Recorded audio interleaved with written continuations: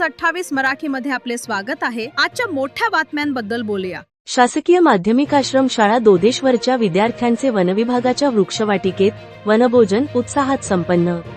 सटाणा तालुक्यातील शासकीय माध्यमिक आश्रम शाळा दोदेश्वर येथील विद्यार्थ्यांसाठी नुकतेच एका आनंददायी वनभोजन कार्यक्रमाचे आयोजन करण्यात आले होते। श्री क्षेत्र दोदेश्वर येथील वनविभागाच्या निसर्गरम्य वृक्षवाटिकेमध्ये हा सोहळा अत्यंत उत्साहात पार पडला। शालेय जीवनात अभ्यासासोबतच निसर्गाची ओढ निर्माण व्हावी आणि मुलांच्या ज्ञानात भर पडावी या उद्देशाने या सहलीचे आयोजन करण्यात आले होते।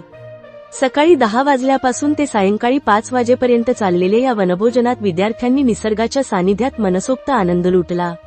निसर्ग संरक्षणाचा संदेश, वनविभागाच्या वृक्षवाटिकेमध्ये असलेल्या विविध प्रकारच्या औषधी वनस्पती, फळझाडे आणि दुर्मिळ वृक्षांची माहिती शिक्षकांनी विद्यार्थ्यांना दिली।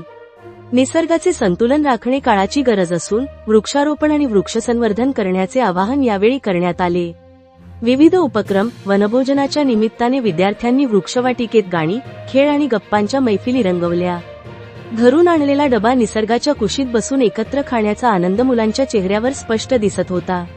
शाळेचे मुख्याध्यापक आणि सर्व शिक्षक वृंदांच्या मार्गदर्शनाखाली हा कार्यक्रम शिस्तबद्ध पद्धतीने पार पडला।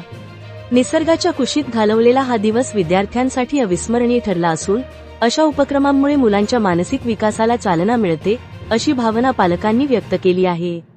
संवाददाता अशोक शांताराम शिंदेची रिपोर्ट।